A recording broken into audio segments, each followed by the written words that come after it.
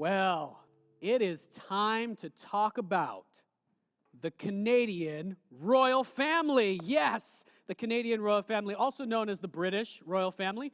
Sometimes they're called that. They live most of the time, I guess, in England, although they come here occasionally. I have been watching this show on Netflix lately. I'm getting really into it. It's called The Crown, and it is about Queen Elizabeth. I'll put a little bit of a caveat, a warning in here. I didn't want to watch it at first because it has not a very good rating, like in terms of the bad stuff that's in it. But I haven't seen any bad stuff in it so far, but I'm only in the middle of season 1. But we're going to talk a little bit about the British royal family, about Queen Elizabeth, and some of the things that I noticed in this show. It's a wonderful show, and this is going to help us today. So first of all, the show does a great job of giving us an idea what it's like, or helping us imagine what it would be like to be part of the British royal family. You might think, until you think about it for just a moment, you might think, oh, it's just so easy. They have everything, right? They have all the money they could ever need. They have servants all over the place. They're super famous. One of the things the show brings across is that it's actually quite hard for them. Life is hard no matter who you are. There's no way around that. There's no way around the curse. Another thing the show does a great job of demonstrating is how separated, how different they are from everyone else around them. And we see in some of the flashbacks as Queen Elizabeth, before she was the queen, as she's growing up, she has these moments of realization that she is separate from all the other people, even the aristocratic people around her. She is in a different category. And she's not allowed, actually, to live the same way that they are. So I got a little clip here on the TV screen for you. This is Queen Elizabeth. She's a child, and she is at Eton College, and she's being tutored there. But she is being taught something totally different than all the other students. And there's this poignant, powerful moment where she's around just her family all the time. And there's this moment where she's walking through the courtyard, and all of a sudden class lets out, and she sees all these other kids. And she just stands there. I don't know if you saw that, but she just stands there amazed as she sees all these other students, and they all look the same, and she is different. They're all studying one thing. She is studying something totally different. She's studying nothing but the Constitution of the United Kingdom. And then she's called back. I don't know if you saw that. She's called back by her nanny, her caretaker. Come, you're not with them. You have to come and do something separate, something different. And this is actually very important for her life as she moves forward. As you watch the show, what you notice is that there are two kinds of people in the royal family. There are people like Elizabeth who realize who they are. They realize that she's not just Elizabeth. And that comes across again and again. She is, especially once she becomes queen, she is the queen of the British Empire. She's not just this person, Elizabeth. She has a very high calling, and this changes everything about how she must live. She's separate from other people. But there are other people in the royal family who don't get that. They view themselves as, okay, yeah, I'm a royal, but that just means I get all this awesome stuff, and I'm just myself, and I'm going to do whatever I want. And those people actually destroy their own lives and harm people around them because they don't recognize who they are. They don't recognize what family they're part of. They don't recognize the high calling that they have. I'll show you one more picture because I just think this picture is hilarious from The Crown. This is a picture of Elizabeth in the movie, not the real Elizabeth, in the show. She's putting on, it's before her coronation, she's trying out the crown jewels, the crown of the British Empire for the first time. And just think about this for a minute. If you're viewing yourself as a regular person, this crown is ridiculous. Look at it. Imagine actually wearing that on your own. It is taller than her head. And you're not even seeing the very top of it, almost, in the image that I've got here. It's taller than her head. And in the show, when she puts it on for the first time, she realizes that she can hardly move without it wobbling on her head.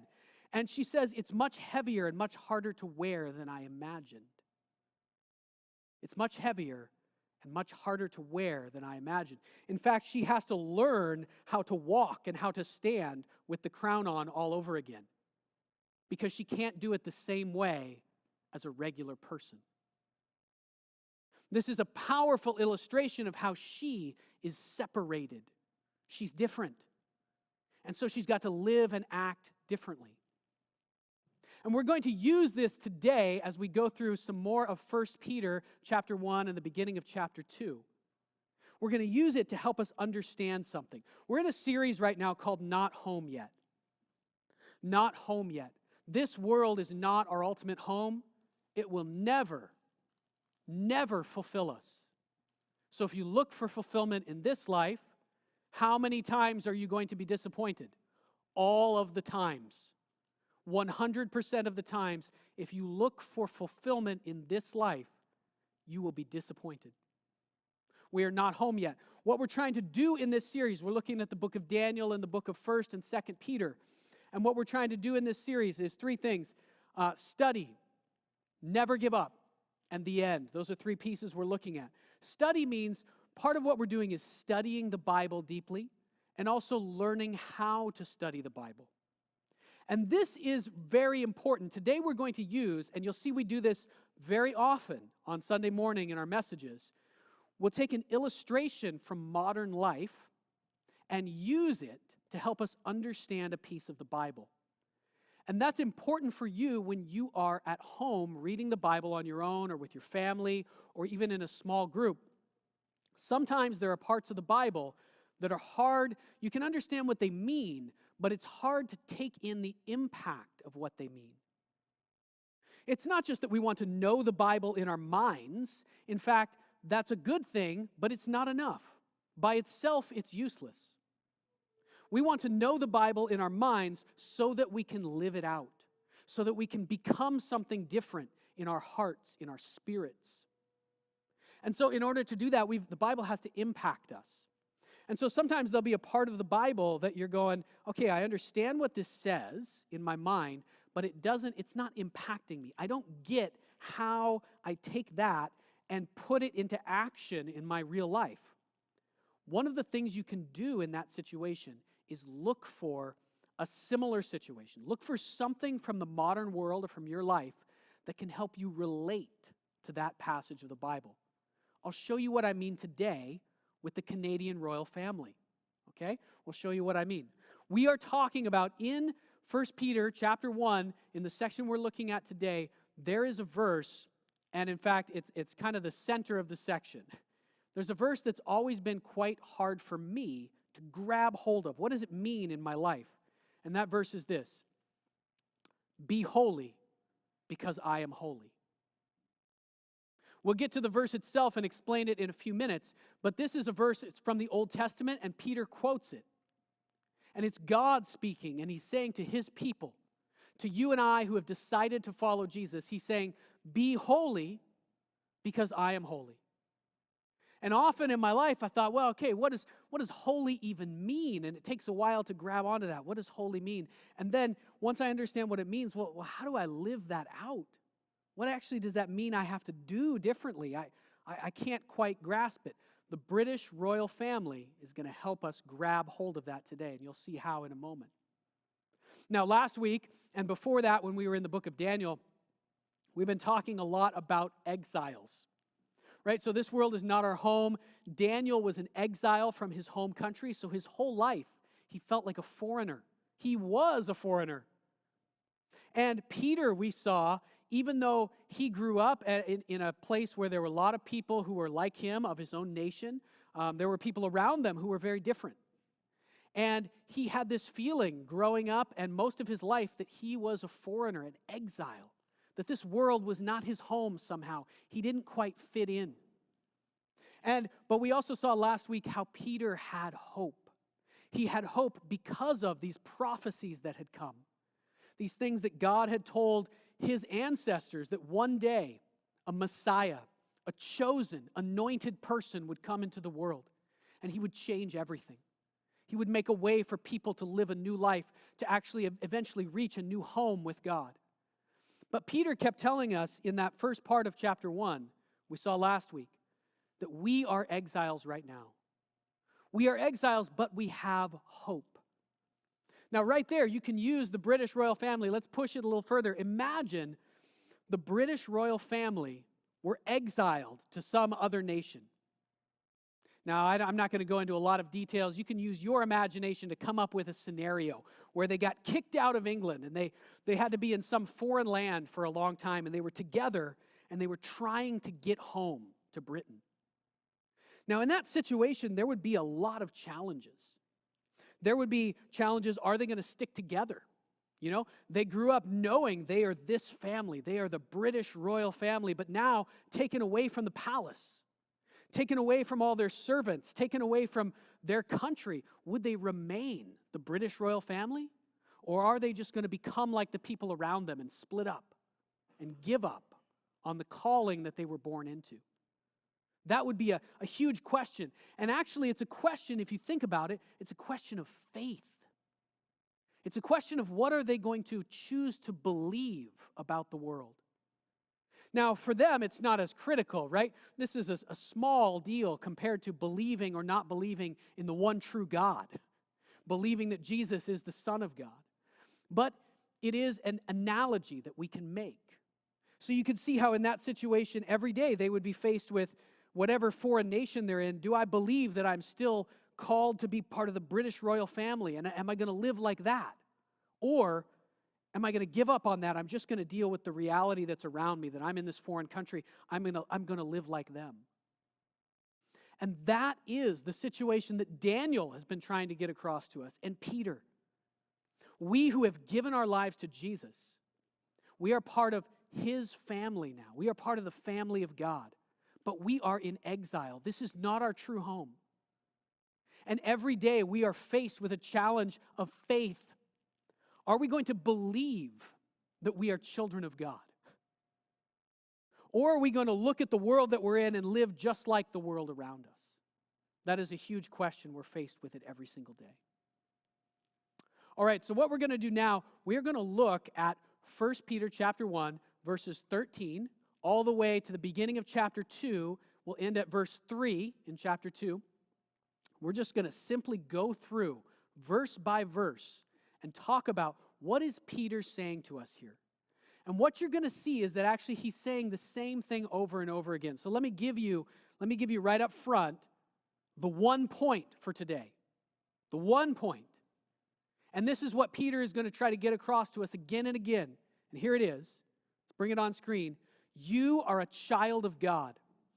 Now act like it.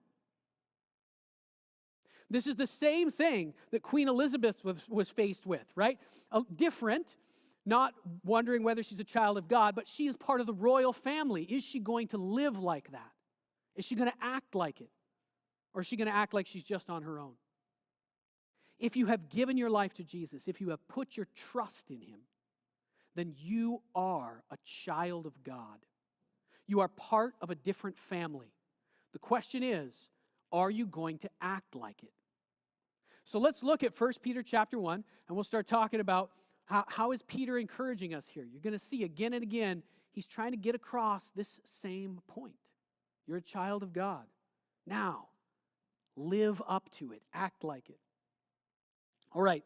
Before this, if you go back to last week, up through verse 12, we see that he has been going on again and again, praising God and describing all the different things that God has done for us through Jesus. In verse 3, which is probably the most powerful or the fullest verse in that section, he says, "Praise be to the God and Father of our Lord Jesus Christ, because in his great mercy he has given us new birth." Oh, new birth.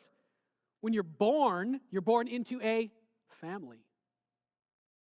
He's given us new birth. We are new people now through the resurrection of Jesus Christ from the dead. So because of what Jesus did, God has opened a way for us to be born again into a new family, to become new people. And this family has all kinds of privileges, all kinds of privileges, and all kinds of responsibilities, just like every family. It, in fact, is a royal family that we're born into, the ultimate royal family. Do you believe it? Okay, so that's what he set up for what he's going to say now. So he said a lot of things up through verse 12 about what God has done for us in this new family that we're part of. And now he says this, therefore, with minds that are alert and fully sober, set your hope on the grace to be brought to you when Jesus Christ is revealed at his coming. Let's pause there for a moment. We'll just explain one verse at a time. What is he saying here? If that's the situation that you're in, you have become part of a new family. It's a family that's in exile, so sometimes it can be hard to see physically that you're part of this new family. Especially now, you can't even come to church to see a little bit of your family of God that you are part of. You're around some of them at your home and some others that you maybe bump into at work or school. But you are part of a new family, but it's hard to see. So what Peter opens up this section telling us is, you've got to wake up. You got to wake up to that reality. Imagine that British family in exile, the British royal family in exile. What they would have to do every day is wake themselves up. I'm not part of this land that I'm exiled in. That's not who I am. They would have to remind themselves clearly, wake up, remember, you are part of the British royal family, live like it. And this is what Peter wants us to do. Wake yourselves up. Get your minds fully alert and sober up. What is he talking here about, not being drunk? Well, yeah, partly. But he's talking about get serious. Get serious with your faith. Be serious about the fact that you are part of the family of God in every situation that you're in. Right now, sitting at home, you are not just yourself. I'm going to speak to myself because I want to use a name right now, and I can't use all of your names individually. Isaac, you are not just Isaac. You are a child of God through the death and resurrection of the Lord Jesus Christ. You must live as though that's true, because it is. So this is what he's telling us. Wake up to it, and set your hope on the grace that is coming. God's grace, his help, is poured out to us right now in our lives, and one day it's going to come in its fullness. All right, so another thing I noticed about the British royal family is all the stuff that they do, and they do some great stuff. As you look through their history and you watch the show, The Crown, they do some amazing stuff. They don't do it alone. They have a lot of help. In fact, they have the full backing of the British government. They got the prime minister. In the beginning, she's got Winston Churchill helping her. Queen Elizabeth does. That's pretty good help that she's got with her. They've got a house full of servants and people who have trained over generations. These systems have been developed to help them. They've got some solid backup. So do you. In fact, your backup and your help is far greater than the help that the Canadian or British royal family ever had. You have the grace of the Lord Jesus Christ active in your life. I'm collecting God stories right now. What that means is I'm going around to different people in our church, different leaders, asking what they've heard, and I'm talking to individuals and saying, what has God been doing in your life recently? And you want to know the truth is that we should be doing this all the time, collecting those stories and retelling them like we're going to do at Good Friday and Easter, because there are so many. Often we don't speak those. We often let them go by and don't even recognize them, but God is powerfully at work right now in all of your lives. He is doing things, and that is His grace active in your life as a direct result of Jesus' sacrifice. If Jesus had not died on the cross, God's grace would not be active in your life in the way that it is now. He is doing things to restore you and bring you back to Himself. His grace, your backup, is right there. All right, let's go on to the next verse. Oh no, stay on the same screen. We haven't finished. As obedient children, do not conform to the evil desires that you had when you lived in ignorance. But just as He who called you is holy, so be holy in all you do. Pause there on the screen. Now, see here you can see that he is saying what I've suggested he is saying. In different ways, again and again in this section, Peter is saying, you are a child of God. So what you want to do is be an obedient child. An obedient child. Again, with the British royal family there's a contrast in the early, and I don't know if this is fair to the actual people. All I've done is watch the show, so I don't know. But there's a contrast between Elizabeth and her sister Margaret. And Elizabeth becomes the queen, and Margaret, of course, is not the queen. She's royalty, but she's got lots of duties as well. But even growing up and then as adults, Elizabeth is constantly active in trying to take on her role as a true child of this family, a child of the royal family of England, Britain. But Margaret is not. She's always trying to do her own thing and be herself and buck the trend. And she causes a lot of problems and a lot of destruction, actually, and both for herself and for other people. And so if we recognize that we are children of God, what Peter is next telling us is this: you got to be obedient children.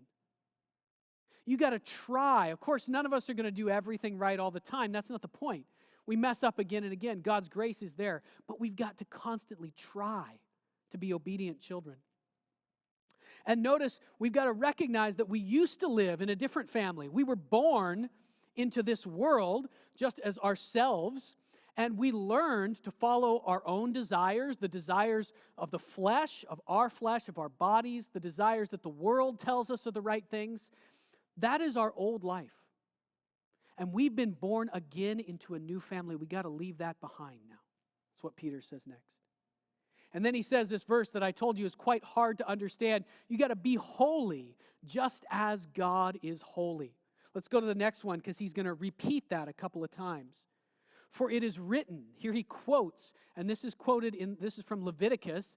This actually comes in the book of Leviticus in the Old Testament. This phrase is repeated 4 different times. 4 different times. It's God speaking to his people, who at that time were the nation of Israel. Today, the people of God are everyone who are willing to put their trust in him. Everyone who's willing to come to God through Jesus Christ becomes a child of God, part of his people.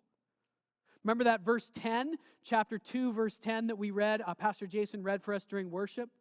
Once you were not a people, but now you are the people of God. Now you are a new people.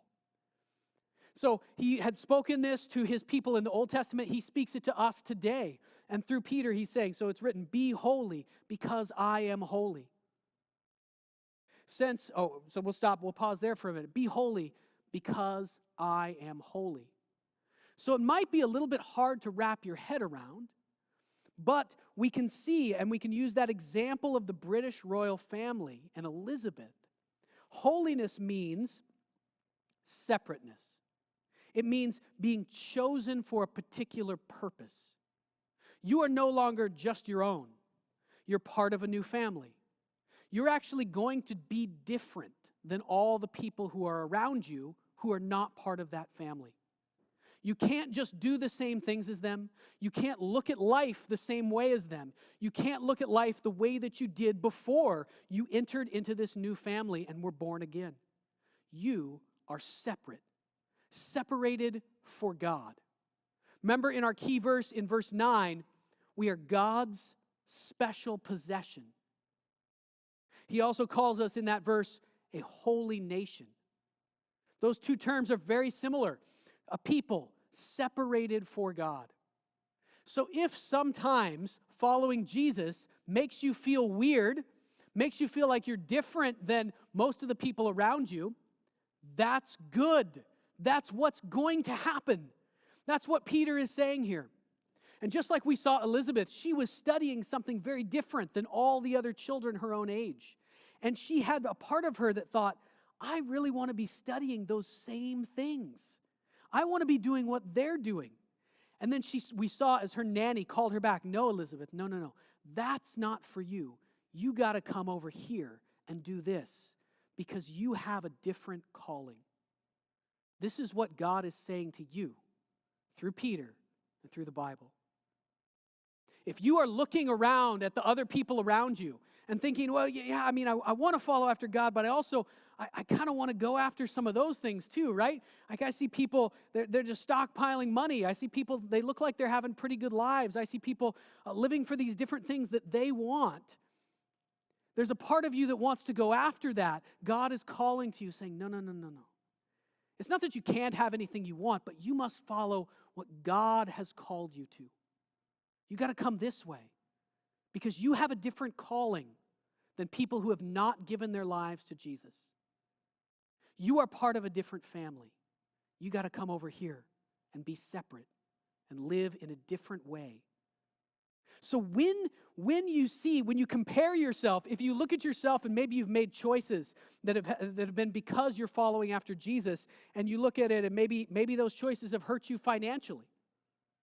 Maybe those choices mean that you don't have the same amount of time available to pursue your hobbies. We talked about hobbies at the start. You don't have the same amount of time available to pursue your hobbies as other people do. Maybe sometimes you feel like, oh, I got to get up on Sunday morning and go to church all the way to my living room where I turn on the TV. That's such a burden. That's such a burden, you might think sometimes. I know that goes through our minds because we are human. We got to reject that thought. In those moments, we got to remember who we are. Am I going to wake up on Sunday morning and go to church when everybody else is just sleeping in? Well, yes, I am. Why? Because I have a different calling than all those other people. I am God's special possession. I have been chosen by the one who created the universe to declare his praises, to be used to draw other people to him. And so waking up on a Sunday morning and going to church there's no question about that. There's a moment where Elizabeth, early in her reign, she had to go on this huge speaking tour of all the British Commonwealth. And it was really hard. Like she was working like 14, 16 hours a day, almost no time to rest. Really difficult, grueling tour. And some people came to her and they said, why don't we just drop some of the speaking engagements? Why don't we just skip a few of them? There's 60 different places on this list that you're supposed to show up. And she looked back at them and she said, I'm the Queen of England. We don't skip one. Because of who I am, because of not because of who she is as an individual, but because of who she's called to be. So what a small thing for us as followers of Jesus to look, right? I know it doesn't feel small sometimes, but to look at the little sacrifices we're called to make in our lives. I'm going to wake up on Sunday morning and turn on the TV and engage in worship and sing out loud because I want my family and others to hear the praises of God declared. What a small sacrifice God is asking of us when he has brought us into his family, the family of the King.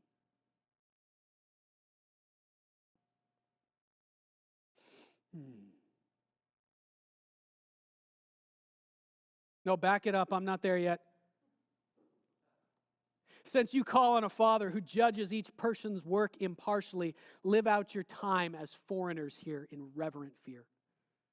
You're always going to feel like a foreigner here. That's okay.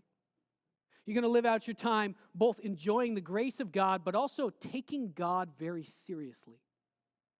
In the fear of the Lord, you're going to live out your time here. I want to point something else out about this verse. You can tell here that Peter is near the end of his life. He's an old man.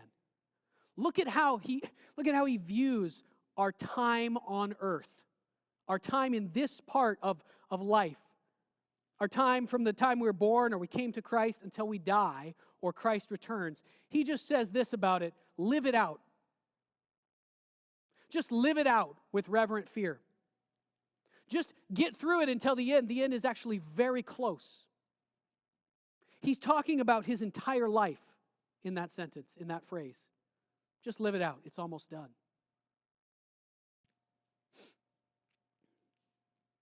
Live out your time as foreigners here in reverent fear. For you know that it was not with perishable things, such as silver or gold, that you were redeemed from the empty way of life handed down to you from your ancestors. Next slide.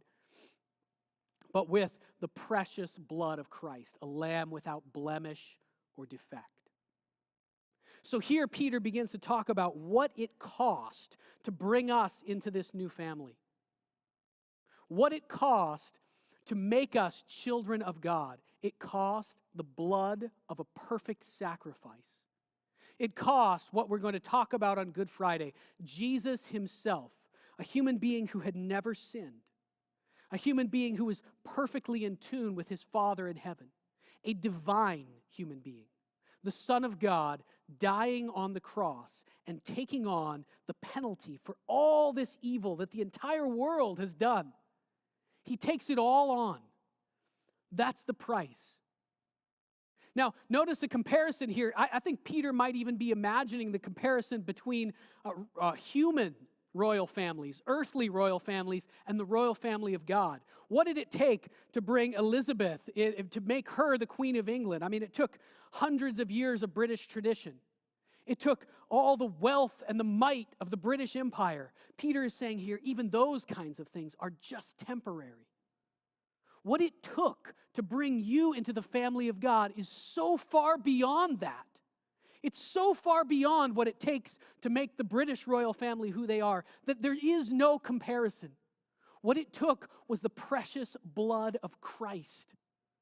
And in fact, in the next verse, he says, God planned this out. He chose to do this through Christ before the creation of the world, but he waited until this time, this period of history, because he was choosing you. He was waiting for you. He wanted to bring you into this family through Christ. If that's true, and it is, how then will you live? Through him you believe in God, who raised him from the dead and glorified him. And so your faith and your hope are in God. Next. Now that you have purified yourselves by obeying the truth, so that you have sincere love for one another, love for each other, love one another deeply from the heart. Now this verse is remarkable. I want to point out two things about it. Number one, what does it mean that we have purified ourselves by obeying the truth? Well, purified, this is language of temples and sacrifices in ancient religions that we are not really very familiar with anymore. But it's how something was made holy. It's how something was separated for God and brought into a new kind of existence, an existence where it had a mission, specifically one related to God, not for common use, not regular in the world to do what everyone else or everything else does, but a mission particular for God. So by obeying the truth, what does it mean to obey the truth? Well, the truth here is the gospel. It's the message of Jesus. That God loves us. There is a God who created you. We separated ourselves from him by disobeying him, turning away from him, by all the wrong things that we've done, by sin. Great loving God, us separated from him, lost in the darkness, but he sent his son Jesus to die on the cross for us. So that now, if we will put our faith in him, we can turn back to him. We can live a new life with him. We can join his family. That's the truth, not just a truth. It is the truth of the world, the most important truth in all of reality. And here's what he's saying. If you have obeyed that truth, if you have put your faith in Jesus, then you have purified yourself. You are now in a different relationship with God. You are now set apart, made holy for God's purposes. And now, God's grace is active in your life. Remember earlier we talked about that, how God, his power is now working in each of us. It actually is. If you don't notice that it is, then you need to get other people around you and figure out where his grace is working in your life. Because if you have purified yourself by his grace, then his grace is working in your life. It is right now. There is no question about it. So we see one way in this verse that grace is working. The second half of the verse is very interesting. It almost reads like he's saying, okay, you guys love each other, so now love each other. What? What's going on here? Well, in the Greek, which this was originally written in the Greek language, it's actually two different words for love that are used. One word is the word, if you're familiar with some Bible Greek, which maybe a few of you are, you might have heard these terms before. One is phileo, which is the Greek word where we get words like Philadelphia, the city of brotherly love. So phileo means family kind of love. You love people the way you love your family.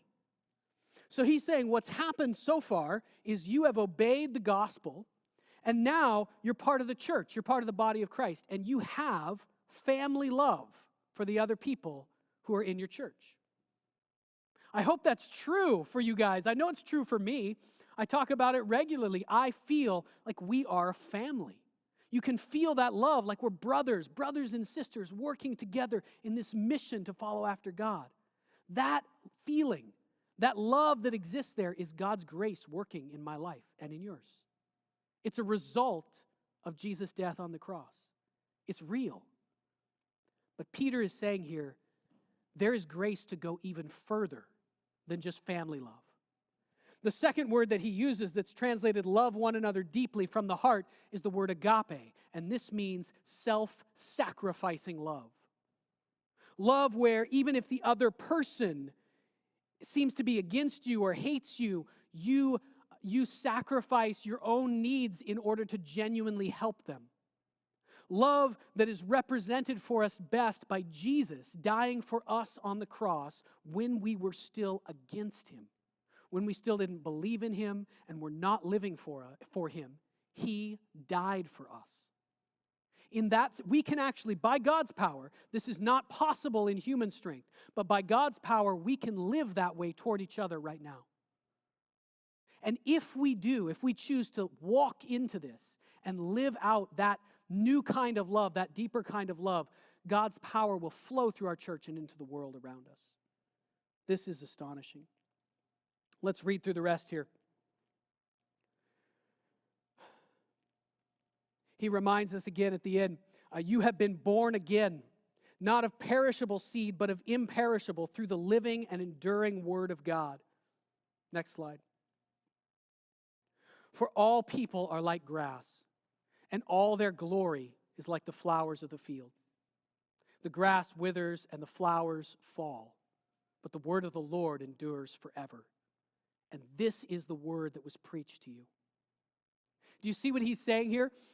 When you hear a message on Sunday morning, not because I'm so great, or Pastor Philip, who's going to speak next week, is so great, or Tyler, our youth director, who spoke a couple of weeks ago, is so great, but because of God's blessing on his church and his word. When we gather together like we are right now, the enduring word of the Lord, which will never pass away, is being preached. So we got to do what he said at the beginning, wake up and pay attention to it. This whole life right now is going to fade away, just like grass withers and dies.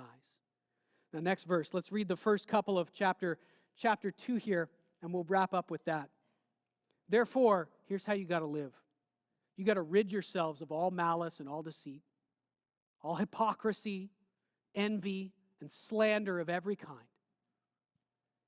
And like newborn babies, crave pure spiritual milk, so that by it you may grow up in your salvation, now that you have tasted that the Lord is good.